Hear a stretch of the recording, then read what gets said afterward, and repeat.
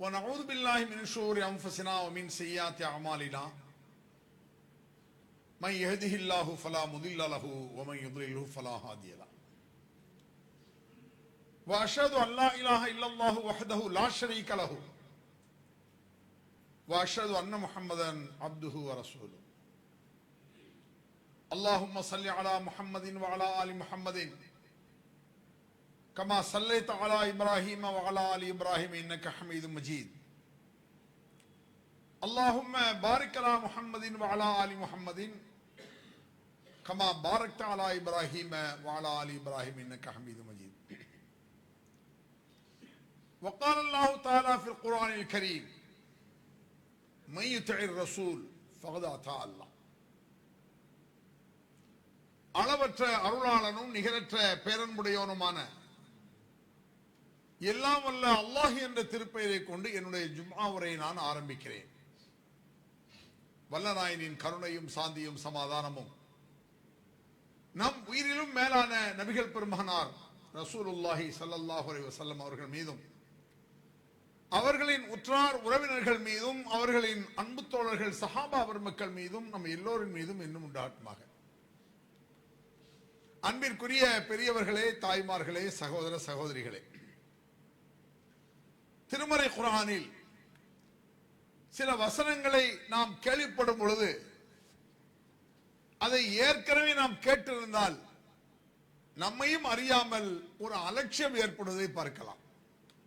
அது போர் என்பது போல நாம் யோசிக்கிறோம். ஆனால் ஒரு வசனத்தை பல விடுத்தம் கேட்க கேட்க கேட்க யாருக்கும் ஏற்படாத சிந்தனையில் கூட நமக்கு ஏற்படக்கூடும். ஒரு வசனம் இன்னொரு வசனத்திற்கு அழுத்தமாக ஆழமாக விளக்கம் தருவதையும் பார்க்கலாம்.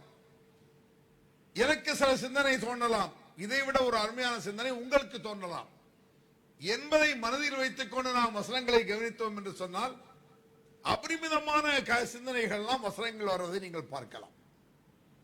சில வசனம் இன்னொரு வசனத்திற்கு அழுத்தமாக ஆழமாக இருப்பதற்கு நிறைய வசனங்கள் லிங்க் அப்படிம்பாங்கல்ல, ஒன்றுக்கொன்று லிங்காக தொடர்புடைய வசனங்கள், அப்படி சில வசனங்கள் இருக்கின்றன. அதில் உள்ள வசனம் தான் லகது கான லக்கும் ஃபீ ரசூலில்லாஹி உஸ்வத்துன் ஹஸனா என்பது. இந்த அண்ணல் நபியே அழகிய முன்மாறி இந்த வாசகம் நாம் சிறு பிராயத்திலேயே கேள்விப்பட்டிருப்போம். 40 ஆண்டுகளுக்கு முன்னாலேயே இந்த மீலாது விழாக்களில் எல்லா ஆலிம்களும் இந்த வசனத்தை சொல்வார்கள். அண்ணல் நபியே அழகிய முன்மாதிரி. இந்த வசனத்தை கேள்விப்பட்ட மாத்திரத்தில் பல விஷயங்கள் நம் நினைவுக்கு வரக்கூடும். இதை நீங்கள் பல 100 முறை கேட்டாலும் சரி மறக்க கூடாத, மறக்க முடியாத, உள்ளத்தில் ஆழத்தில் கிடக்க வேண்டிய ஒரு வசனம் இந்த வசனம். இது போன்ற இந்த வசனத்திற்கு தொடர்புடைய அழுத்தத்தை தரக்கூடிய சில வசனத்தை சொல்கிறேன். யார் அல்லாஹ்வுக்கு கட்டுப்படுகிறாரோ, யார் இந்த தூதருக்கு கட்டுப்படுகிறாரோ அவர் அல்லாஹ்விற்கு கட்டுப்பட்டு விட்டார். இது திருமறை குர்ஆன் நபிகள் பெருமானாருடைய மதிப்பில் உச்சத்தில் உள்ள மதிப்பு. என்ன மதிப்பு? இந்த தூதர் சொல்லை நீ கேட்டால் என் சொல்லை கேட்டதாக அர்த்தம் அப்படிங்கிறான் அல்லாஹ். மையுத்திர் ரசூல் ஃபகத் அத்தா அல்லாஹ். இந்த தூதருக்கு கட்டுப்பட்டால் அல்லாஹ் கட்டுப்பட்டதாக அல்லாஹ் சொல்றான். அதுக்கு மேல இன்னக லஅலா குலுகின் அதீம், மகத்தான குணம் உமக்கு நபியே அப்படிங்கிறான். அதுக்கு மேல உமா அர்சல்னாக இல்லா ரஹ்மத்தல் லில் ஆலமீன், உலகத்திற்கே ஒரு அருள் இவர் என்று சொல்கிறான். இப்படி ஒரு வசனத்தினுடைய தொடரை பாருங்க, ஒன்றுக்கொண்டு அவ்வளவு அருமையாக இணைந்து போவதை நீங்கள் பார்க்கலாம். ஏன் இந்த வசனங்களை சொல்கிறேன்? இந்த தகுதி, இந்த வசனத்திற்குண்டான தகுதி நபிகள் பெருமானாரை தவிர யாருக்கும் கிடையாது என்பதை சில விஷயத்தின் மூலமாக சொல்கிறேன். நபிகள் நாயகம் ஸல்லல்லாஹு அலைஹி வஸல்லம் அவர்கள் இந்த உலகத்தில் 63 ஆண்டு காலங்கள் வாழ்ந்தார்கள் என்பது நமக்கு தெரியும். 23 ஆண்டு காலங்கள் இறை தூதராக வாழ்ந்தார். 40 ஆண்டு காலமா சாதாரண மனிதராக வாழ்ந்தார். 23 ஆண்டு காலங்கள் வாழ்ந்ததெல்லாம் 23 வருஷம் அழகிய முன்மாதிரி தான். ஏதோ குறிப்பிட்ட சில விஷயத்தை நாம் பேசுகிறோம். 23 வருஷம். அப்ப 40 ஆண்டு காலங்கள் வாழ்ந்தார்கள் இறை தூதர் ஆவதற்கு முன்னால். அதற்கு எப்படி வாழ்ந்தார்கள் என்பதற்கு பெரிய சான்றுகள் இருக்காது. 23 வருஷத்துக்கு சான்று இருக்கு. அதான் ஹதீஸ்ங்கிறமே. புகாரில இருந்து புகாரி, முஸ்லிம், அபூ தாவூத், திருமதிங்கிறாங்களே, இத்தனை ஹதீஸ் நூல்களும் நபிகள் பெருமானார் 23 ஆண்டு காலங்கள் எப்படி வாழ்ந்தார் என்பது. 40 ஆண்டு காலங்கள் எப்படி வாழ்ந்தார்கள் அதற்கு பெரிய சான்று இருக்காது. ஆனால் ஒரு வாக்கியம் திருமறை குர்ஆனில் இருக்கிறது. 40 ஆண்டு காலங்கள் நபிகள் பெருமானார் எப்படி வாழ்ந்தார் என்பது ஒரே ஒரு வாக்கியம் தான். இந்த வாக்கியத்தை சிலர் கேள்விப்பட்டிருக்கலாம், பலர் கேள்விப்படாமல் இருப்பீர்கள். யோசித்து பாருங்கள். 40 ஆண்டு காலங்கள் எப்படி வாழ்ந்தார் நபிகள் பெருமானார்? இஸ்லாத்தை பற்றி நபிகள் பெருமானார் சொல்ல சொல்ல அந்த மக்காவில் நபிகள் பெருமானாருக்கு கடுமையான எதிர்ப்புகள் வருகிறது. எதிர்ப்புகள் வரும் பொழுது ஒரு தர்க்க ரீதியாக, சைக்காலஜியாக ஒரு வார்த்தை அல்லாஹ் சொல்கிறார். தர்க்க ரீதியாக கேள், பிராக்டிக்கலாக நடைமுறை சாத்தியத்தோடு கேள், அவன் உணர்ந்து பார்க்கட்டும். எப்படி கேட்கணும்? லபித்து ஃபீக்கும் அம்ரன் மின் கப்லிஹி அஃபலா தஅகிலூன், உங்களோடு தானே இதனால் வரையில் வாழ்ந்து கொண்டிருந்தேன், இருக்கிறேன், யோசித்து பார்க்க மாட்டீர்களா என்று கேளுமே. இந்த வாசனை கற்பனை பண்ணி பாருங்க. உங்களோடு 40 வருஷம் நான் வாழ்ந்திருக்கேன், யோசிச்சு பாருங்க. ஏதாவது ஒரு அடாவித்தனம், ஒரு அயோக்கியத்தனம், ஒரு பொய், ஃப்ராடு, ஏமாத்து, கள்ளம், கபடு, சூது, காழ்ப்புணர்ச்சி, பொறாமை, எதையாவது பார்த்தீர்களா? இதெல்லாம் உள்ளடங்குகிறது. என்ன குறை கண்டீர்கள் நீங்க? இது அபூபக்கர் சித்திக்கால் சொல்ல முடியாது. அங்கதான் பாயிண்ட், முக்கியமான பாயிண்ட். இந்த வாசகத்தை சஹாபாக்கள் சொல்ல முடியாது. எந்த வாசகத்தை? இவ்வளவு காலம் உங்களோடு தானே வாழ்கிறேன், யோசித்து பார்க்க மாட்டீர்களா? என்ன குறை கண்டீர்கள்? சஹாபாக்கள் சொல்ல முடியாது. அதுக்கு என்ன ஆதாரம்? அல்லாஹ் குர்ஆன்ல சொல்றான், வகுன்தும் அலா ஷஃபா ஹுஃப்ரத்தின் மினன் நார், நரகத்தின் விளிம்பில் கிடந்தீர்கள் நீங்கள். யாரு? சஹாபா பெருமக்கள். நரகத்தில் விளிம்பில். அர்த்தம் என்ன? நரகத்திற்கு செல்வதற்கு உண்டான எல்லா சேட்டையும் சஹாபாக்கள் செய்திருக்கிறார்கள். அதான் அதுக்கு அர்த்தம். எல்லா ராவடித்தனம். இஸ்லாத்தை ஏற்றுக்கொள்வதற்கு முன்னால் சஹாபாக்கள் செய்த அட்டுளையும் கொஞ்சம் கொஞ்சம் அல்ல, சும்மா இல்ல. நபிகள் பெருமானாரை கொலை செய்ய திட்டமிட்டவர்கள் ஒரு காலத்தில் அவர்கள் தானே. சஹாபாக்கள் காபிராக இருக்கும் பொழுது ரசூலா கொலை செய்ய திட்டமிட்டவர்கள். அல்லாஹ் சொல்றான், நரகத்தின் ஓரத்தில் நீங்கள் கிடந்தீர்கள். அப்போ யார் எந்த அபூபக்கர் சித்திக் சொன்னா கூட என்ன குறை கண்டீர்கள்? உன்ட என்ன குறை இல்லைன்னு அடிக்கிறோமா? உமர் சொல்ல முடியுமா? எத்தனை குறை ஒன்றை இருக்கு கடந்த காலம், அடிக்கிறோமா? சஹாபாக்களை இப்படி சொல்ல முடியாது. அப்புறம் அவுலியாக்கள் ஏமாத்திரம், அப்புறம் என்ன ஷேகுமார்கள் வேண்டி கிடக்கு, அப்புறம் என்ன பெரிய பெரிய நாதாக்கள், எவனும் சொல்ல முடியாது. இப்படி சஹாபாக்களை சொல்ல முடியாதுன்னா எப்படி? உங்களோடு வாழ்ந்தேன், யோசித்து பார்க்க மாட்டீர்களா? இதான் அல்லாஹ் கேட்க சொல்றான். நபிகள் பெருமானாருக்கு அப்படி தோணவில்லை. உங்களோட தான்ப்பா வாழ்ந்தேன், என்னப்பா குறை அப்படி கேட்க தோணல. முகம்மதே இப்படி கேளு. அப்ப 40 ஆண்டு காலங்கள் எவ்வளவு தீமையாக நபிகள் பெருமானார் வாழ்ந்திருந்தால் இப்படி ஒரு சவாலை அல்லாஹ் கேட்க சொல்லுவான். இது எவ்வளவு பெரிய வாசகம்! இது லேசா விட்டுட்டு போற விஷயமா? இது உயிர் மூச்சு இருக்கும் வரை நாடி நரம்பெல்லாம் நமக்கு ஏறி நிற்க வேண்டிய வசனம் இது. என்னடா ஒரு வார்த்தை! இப்படி யார் வாழ்ந்திருக்க முடியும்? எவ்வளவு பெரிய நல்லவரா இருக்கட்டுமாங்க, சொல்ல முடியுமா? என்ன பத்தி என்ன நினைக்கணும்? ஊர்ல அவர ஊர்ல போய் சொல்லி பாருங்க. ஒரு பேயனா கிறுக்கனா ஒண்ணு தெரியாது, அதை சொல்லல. ஒரு அறிவு இருந்து, திறமை இருந்து, வலுவாக இருக்கக்கூடிய, நல்ல மூளை இருக்கக்கூடிய ஒருவன் உங்களோடு தானே வாழ்ந்தேன், யோசித்து பாருங்க, சொல்ல முடியாது. திருந்த பிறகு அது வேற விஷயம். திருந்த முந்தி ஏன் ஊர்ல நான் சொல்ல முடியாது, உங்க ஊர்ல நீங்க சொல்ல முடியாது. கட்ட மனைவிட்ட சொல்ல முடியாது. உன்னோடு தானே வாழ்ந்தேன், என்ன குறை கண்டாய் சொல்லி பாருங்களேன். உங்கள என்ன குறை இல்ல, வாய மூடி சும்மா இருங்க, பொண்டாட்டியே சொல்லுங்க, ஏத்துக்காது. ஏன் ஊர்ல போய் நான் சொன்னா உங்களோட தான், உங்க முன்னாப்பா பிறந்தேன், என்னோட வயசு பெரிய ஆளுக்கு இருப்பாங்கல்ல, உங்களோட தான் இருந்த, உங்கள்ட்ட தான் பிறந்தேன். அல்லாஹ் அக்பர், இவனான்ட்டு போயிடுவான்.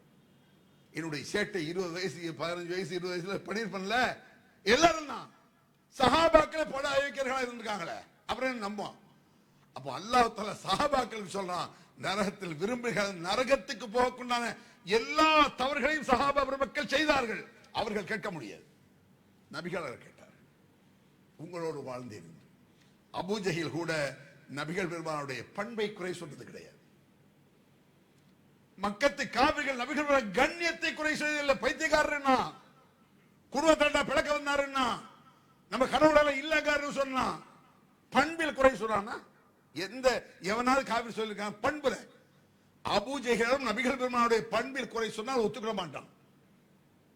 முகமது சாராக்கிரக போய் நிக்காரு, ஒருபோது இருக்காதுன்றோம்.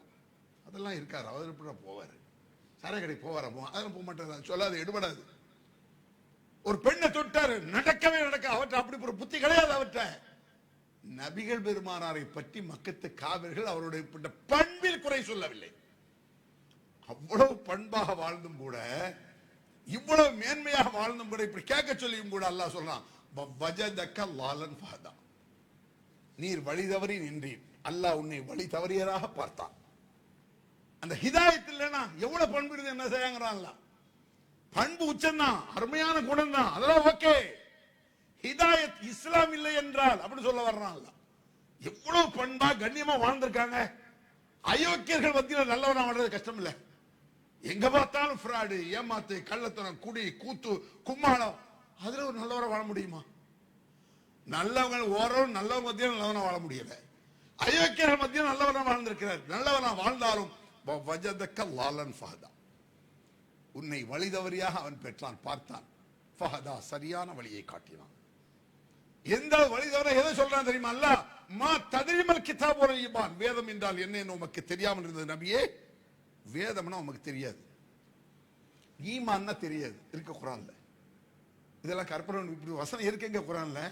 மா தத்ரீமல் கிதாபுல் ஈமான், வேதம் என்றால் என்ன என்று உமக்கு தெரியாமல் இருந்தது, ஈமான் என்றால் என்ன என்று உமக்கு தெரியாமல் இருந்தது. அப்படின்னா இதுதான் வேதம், இதுதான் ஈமான், இதுதான் இஸ்லாம், இதுதான் தொழுகை. யார் சொல்லி கொடுத்திருக்கா?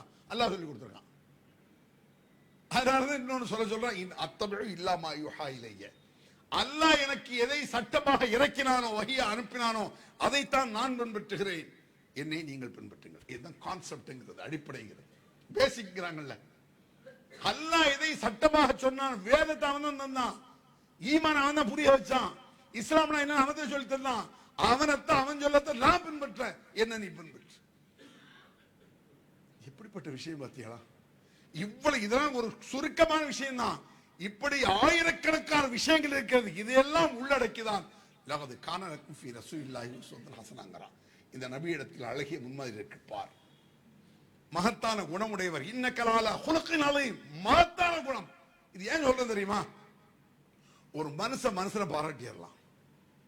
நான் உங்களை சொல்லி நல்ல குணம், இவரு அன்பான ஆளு, ரொம்ப நேர்மையான ஆளு சொல்லலாம். அது கன்ஃபார்ம், அது கன்ஃபார்ம் இல்லையே. ஒரு நேரத்தில் வெடிச்சத அவனாடா படுவா இப்ப எவ்வளவு நல்லவனா இருந்தான், நல்லவனா இருக்கிறது நடிச்சான், அதான உண்மை. கண்டுபிடிக்க முடியல. ஒரு 5000 ரூபாய் கடை வாங்குறான் உங்கள்ட்ட, சொன்ன டேட்ல கரெக்டா கூட தந்துருவான். எவ்வளவு நேர்மையான ஆளுமைய. ஒரு 2 மாதம் என்ன, ஒரு 10,000 ரூபாய் காப்பான். சொன்னதோட ஒரு நாளைக்கு முந்தி கொண்டு வந்து தந்துட்டான்.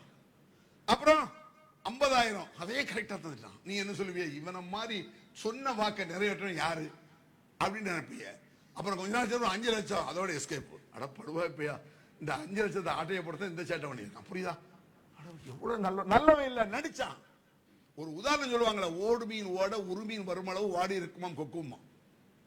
இந்த கொக்கு வாடி போய் உட்காந்துருக்குமா ஆத்துல, மீன்கள்லாம் நிறைய போகுமாமா. சின்ன சின்ன மீன் இருக்கும், பேசாம வாடி நிற்கும். அப்ப மீன்கள் நினைக்குமாமா, இது நல்ல கொக்குகள் இருக்குன்னு. அது அதுக்கு இல்ல, பெரிய மீன் வரட்டும், ஒரு மீன் தூக்கி ஓடலாம். இந்த மாதிரி பெரிய அமௌண்ட்டுக்காக காத்திருக்கான். 40 வருஷம் வாழ்ந்திருக்கார. இது மாதிரி ஏதாவது கற்பனை செஞ்சீங்க. அப்ப இந்த கலாலா மகத்தான குணம் என்றால் மனிதனை பாராட்டுவது, அல்லாஹ் ரசூலை பாராட்ட அருமையான குணம். இவர் தங்க குணம் படைத்தவர். இவர் குர்ஆனில் இருக்கு, அருமையான குணம். வேற ஏன் அப்படி சொல்றான்? அல்லாஹ் உள்ளத்தில் உள்ளதை அல்லாஹ் தான் அறியும். உள்ளத்தின் உள்ளமை அப்படிம்பாங்க. உள்ளத்தில் என்ன இருக்கு யாருக்கு தெரியும்? யஅலமு ஹாயினத்துல் அய்ன் மா துஃபி ஸுதூர். உள்ளத்தில் மறைப்பதை புரியக்கூடியவன் ரப்புல் ஆலமீன். அவ்வளவு அவருடைய உள்ளத்தையே அறிந்து வைத்திருப்ப அருமையான உள்ளம் அப்படிங்கிறான் அல்லாஹ். இதற்கு என்ன சான்று? ஆயிரக்கணக்கான சான்றுகள் இருக்கின்றன. கொஞ்சம் நெஞ்ச சான்றா? நீங்க படிக்க படிக்க அப்படி துணுக்கு செய்திகளா வரும். ஹதீஸ்ல படிச்சீங்கன்னு சொன்னா பெரிய பெரிய விஷயம் வேண்டாம். தொழுகை, நோன்பு, ஜக்காத், உயிரை கொடுக்கிறது, இப்படி 1000 இருக்கலாம். சின்ன விஷயம். ஒரு சஹாபி இப்னு மஸ்ஊத் அவர்கள் அறிவிக்கிறார். சாதாரண ஒரு விஷயம், அது எப்படிப்பட்ட உள்ளது ஆச்சரியமா இருக்கு. இப்படிலாம் இருக்க மாட்டான் உலகத்துல. எந்த ஆலிம்ஸும் இருக்க மாட்டான், எந்த ஷேக்கும் அப்படி கிடையாது, எந்த அவுலியா அப்படி கிடையாது. அஜ்ரன் நபி ஸல்லல்லாஹு அலைஹி வஸல்லம் லும்மிர மினல் கைல், நபிகள் பெருமானார் குதிரை பந்தயம் நடத்துவார்களாம். குந்து ஃபீமன் அஜ்ரா, நானும் அதில் கலந்திருக்கிறேன். இப்னு மஸ்ஊத் சின்ன பையன், அவரு எங்களை எல்லாம் கூப்பிடுவாங்க. ரசூலுல்லாஹ் வரிசையா போட்டுவாங்க குதிரை. 1 2 3 கற்பனை பண்ணுங்க. இப்படி சொல்லுவாங்க ரசூல் ஸல்லல்லாஹு யார் ஃபர்ஸ்ட் வரா பார்ப்போம் போட்டோம். ரசூலுல்லாஹ் குதிரை பந்தயம் நடத்திருக்காங்க. எந்த ஆலிம் சாஹிப் பைக்ல போக முடியும்? பைக்ல ஒரு ஆலிம் சாஹிப் சும்மா இருக்க மாட்டாங்க. என்ன ஆலிம் சார் நீங்களா பைக்ல, நீங்களா சைக்கிள்ல, என்ன ஆலிம் சார் நீங்க சைக்கிள், நீங்க டீ கடைக்கு வந்துட்டு ஓ நம்ம வரக்கூடாது ஒன்றுக்காரு. எதுல எல்லாம் கௌரவம் பார்க்கிறான். நபிகள் பெருமானார் குதிரை பந்தயம் நடத்தினார். இது என்றைக்கா ஒரு நாள் அல்ல, அன்றாடம் சர்வ சாதாரணமாக நடக்கக்கூடிய விஷயம் இது. அனஸ் அவரும் ஒரு சிறுவர் தான் நபிகளார் காலத்தில். நபிகள் காலத்துக்கு பிறகு பெரிய ஆளாயிருக்கார். அவர் பெரிய மனுஷன். அவர் தெருவில் செல்லும் பொழுது அஸ்ஸலாமு அலைக்கும் ரஹ்மத்துல்லாஹி வபரகாத்துஹு சொன்னது யார்? அனஸ். யாருக்கு? சிறுவர்களுக்கு. 10 வயசு யாராவது ஒரு 10 வயசு பேர் சலாம் சொல்லிருக்கீங்களா? நம்மள்ட்ட அது பழக்கம் இருக்கா? இல்ல. தரிச கேள்விப்பட்டிருக்கோம், நடைமுறையில் இல்லையே. கேள்விப்பட்டு என்ன செய்ய? 10 தடவை கேள்வி. நமக்கு யார்கிட்ட நடைமுறை இருக்கு? நபி வழி நடந்தால் நரகம் இல்லைன்னு சொல்லிக்கிறோம். நபி வழி நடந்தால் நரகம் இல்லை, நாடாதவர்கள் சொர்க்கம் இல்லைன்னு 40-50 வருஷமா அந்த பாடல் நம்ம கால ஒழிச்சிருக்கோம். இஸ்லாமிய அடிப்படை அதுதான். அண்ணன் நபி அழகிய முன்மாதிரி, அது இஸ்லாமிய அடிப்படை தான். நபி வழி நடந்தால் நரகம் இல்லை, இஸ்லாமிய அடிப்படை தான். நாடாதவர்கள் சொர்க்கம் எல்லாம் இஸ்லாமிய அடிப்படை தான். நடைமுறையில் இல்லையே, சொல்வதான் நம்மள்ட்ட இருக்கு. அப்ப நபிகள் நாயகம் ஸல்லல்லாஹு அலைஹி வஸல்லம் அவர்கள், அந்த அனஸ் அவர்கள் சிறுவர்களை பார்த்து சலாம் சொல்வார்கள். சொல்லிவிட்டு அவர் சொல்வார், கான ரசூலுல்லாஹி ஸல்லல்லாஹு அலைஹி வஸல்லம் யஃஅலுஹு, ரசூலுல்லாஹ் இப்படிதான் நடந்து கொண்டு இருந்தார்கள். அதுதான் முக்கியம். அவர் செஞ்சுட்டு ரசூலுல்லாஹ் பழக்கம் இதுதான். தெருவில் போகும்போது சலாம், பசங்களுக்கு சலாம் சொல்றது இது சாதாரண ஒரு சம்பவம். நீங்க நினைக்க இதுல எவ்வளவு விஷயம் இருக்கு தெரியுமா? முதல் ஒரு விஷயம், சிறுவர்கள் மீது அன்பு செலுத்துதல் இருக்கு. அஸ்ஸலாமு அலைக்கும், அல்லாஹ்வுடைய சாந்தி உனக்கு கிடைக்கட்டும் தம்பி. அவன் நம்ம மேல ஒரு மதிப்பு வச்சிருவான்.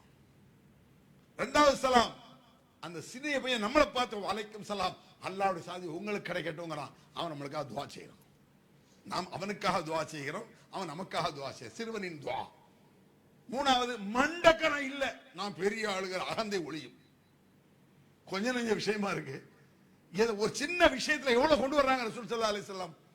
சலாம், இந்த பழக்கம் நம்மள்ட்ட இல்லையே. அவர் அந்த சஹாபி சொல்றாரு, நபிகள் பெருமாள் இப்படிதான் இருந்தார்கள் என்றால் பின்பற்று அப்படி சொல்ல வர்றார்.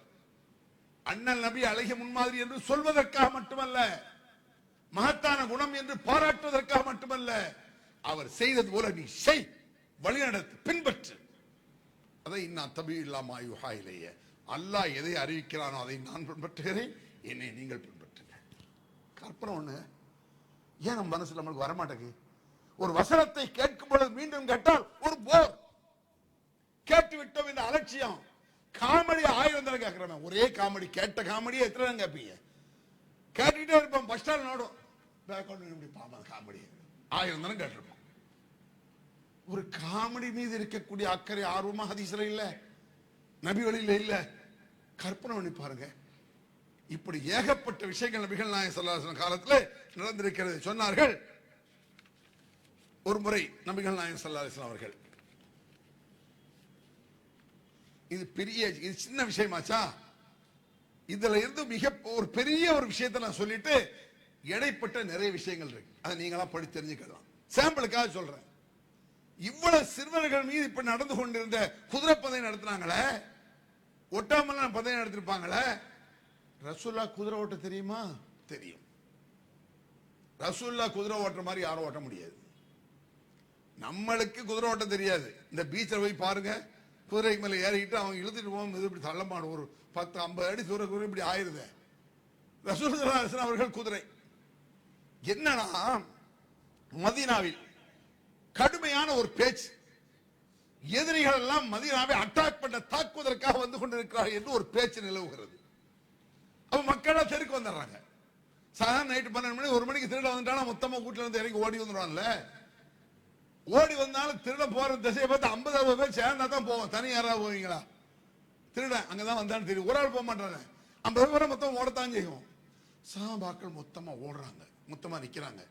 ஒரு பெரிய படை ஒண்ணு வருதுன்னு கேள்விப்பட்டு, எந்த திசையை நோக்கி சஹாபா பெருமக்கள் இருக்கிறார்களோ அதே திசையில் இருந்து ஒரு குதிரை பயங்கர வேகத்தில், கடுமையான வேகத்தில் வந்து கொண்டிருக்கிறது. கிட்ட பார்த்து எல்லாம் அதிர்ச்சியால பார்ப்பாங்க, இந்த யாரு யாருன்னு. கிட்ட வந்தவனே ரசூல் ஸல்லல்லாஹு அலைஹி வஸல்லம் அந்த குதிரையில இருந்து இறங்குறாங்க. லம் துராஉ லம் துராஉ, வெறும் வதந்தி அது. யார் சொன்னது?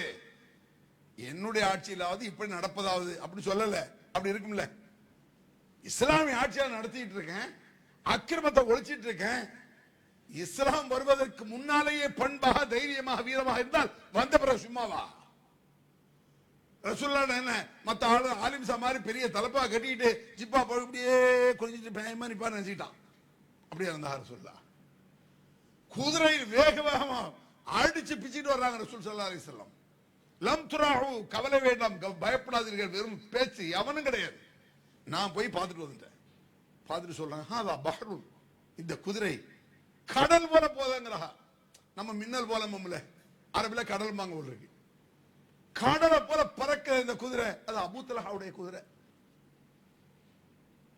இப்படி ஒரு தலைவரை பார்க்க முடியுமா நீங்க? இந்த அவுலியாவே இருக்கட்டும், ஷேഖா இருக்கட்டும், ஏய் நீ போய் பார்த்துட்டு வா, நீ அங்க போ, நீ இங்க வா, இப்படி இருந்துட்டு சொல்லுவான். ஜனாதிபதி, பிரதமர், முதலமைச்சர் எவனா இருக்கட்டுமாங்கிற போய் நிப்பான காலத்துல பசங்களோட அன்பாக அந்த பசங்களுக்கு இவரெல்லாம் பெரிய தலைவர் கிட்ட போக முடியுமா அப்படின்னு நினைச்சிடக்கூடாதுன்னு குதிரை பந்தயம், வா ஓடு, பசங்களை பார்த்து அஸ்ஸலாமு அலைக்கும். உள்ளத்தில் தாக்கத்தை ஏற்படுத்திய தலைவர் நபிகள் நாயகம் ஸல்லல்லாஹு அலைஹி வஸல்லம்.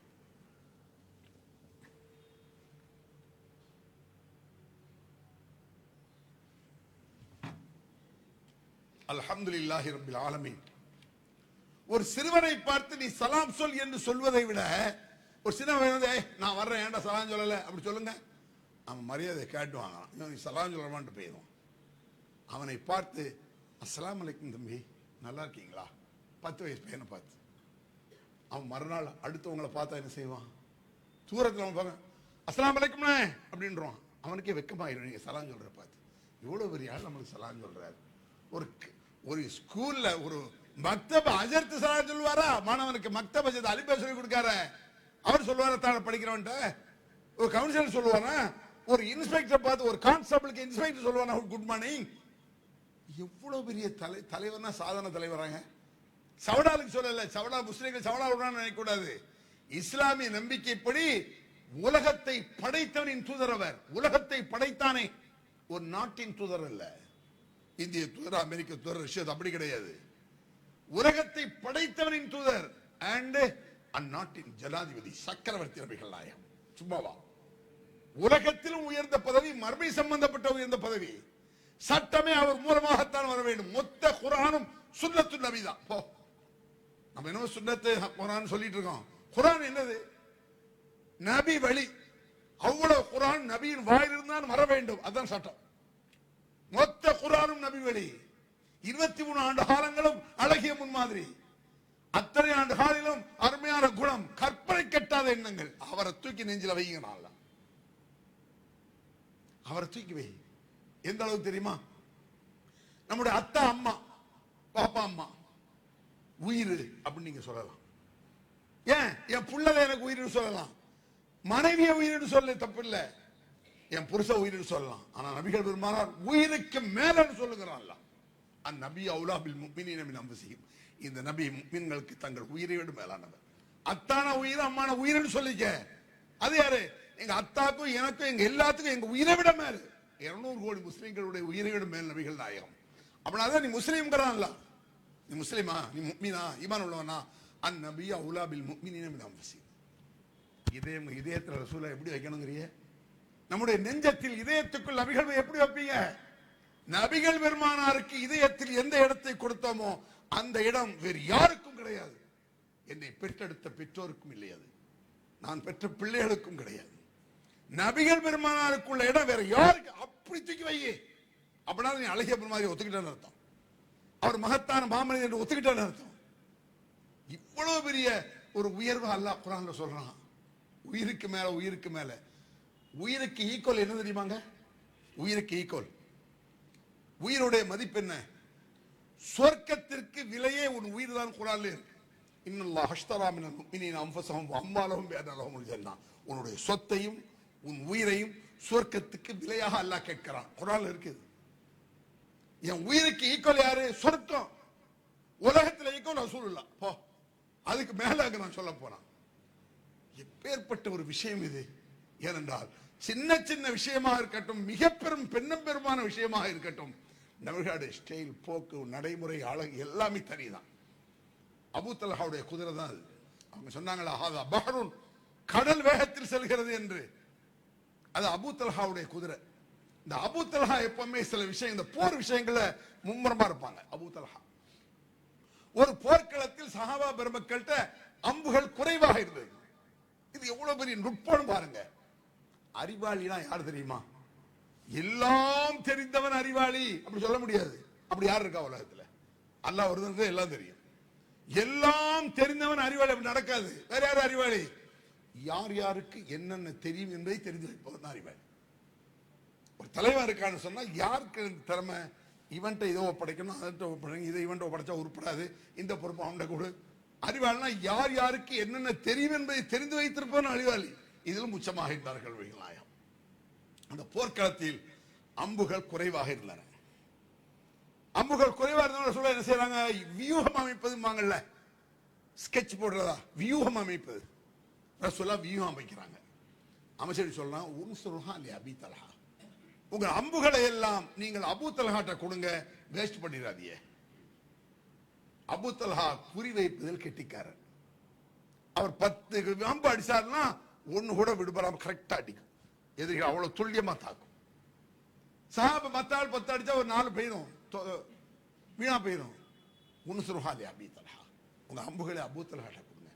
இந்த குறி வைக்கிறது எல்லாருக்கும் வராது. இவ்வளவு பேர் இருக்கிற இத்தனை ரொம்ப சில பேர் அப்படி 10 கல் எறிவான், ஒரு மாங்காய் கூட விழாது.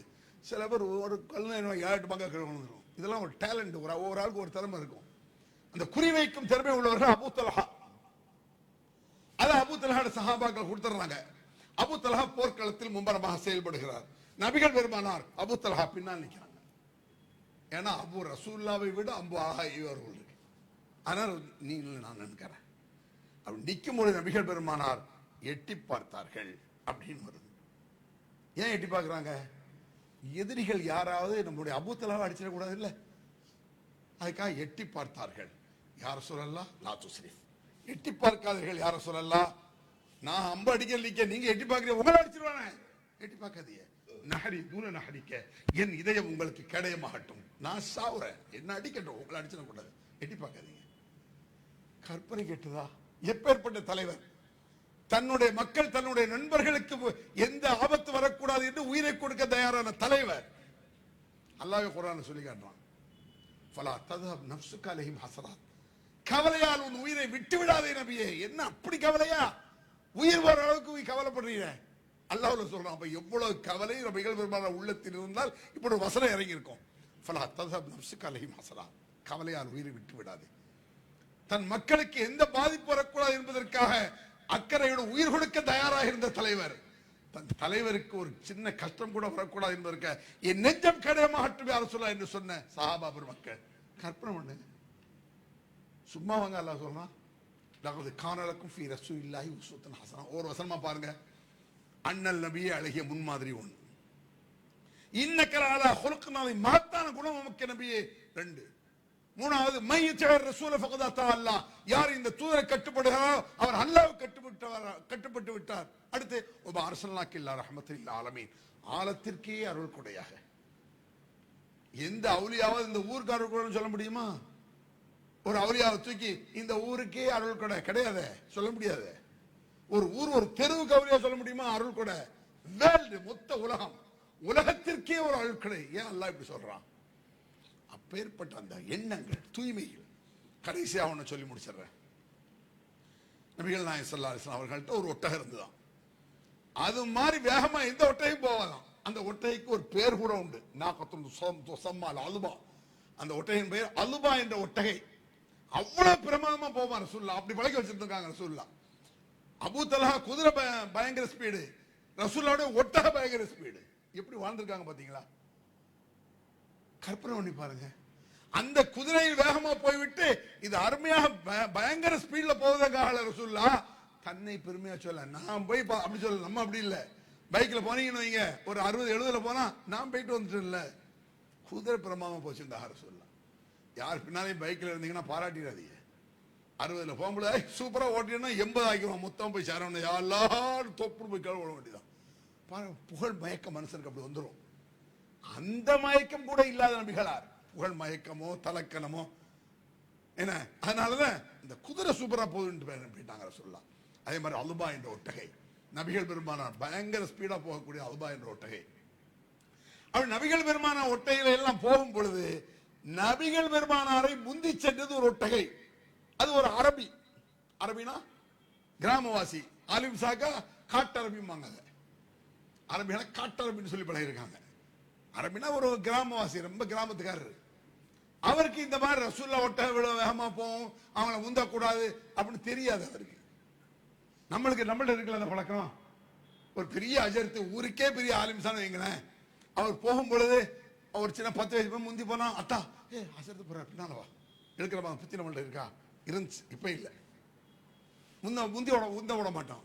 அதுபோல் நபிகள் பெருமானாருடைய அந்த அலுபா என்ற ஒட்டகையை ஒரு அரபியினுடைய ஒரு கிராமவாசியுடைய ஒட்டகை முந்தி சென்றது. முந்தி செல்வதை சஹாபா பெருமக்கள் பார்த்து விட்டு சங்கடப்பட்டார்கள். என்னடா ஒரு அரபிக்காரன், ஒரு காட்டு அரபி, இவன் குதிரை இவன் ஒட்டா வேமா போது, நம்ம ரசூல்லாம் ஒட்டகை தோத்துச்சாங்கிற மாதிரி எல்லாருக்கும் ஒரு தலைவரோட ஒட்டகை முந்தி போறதுதான்.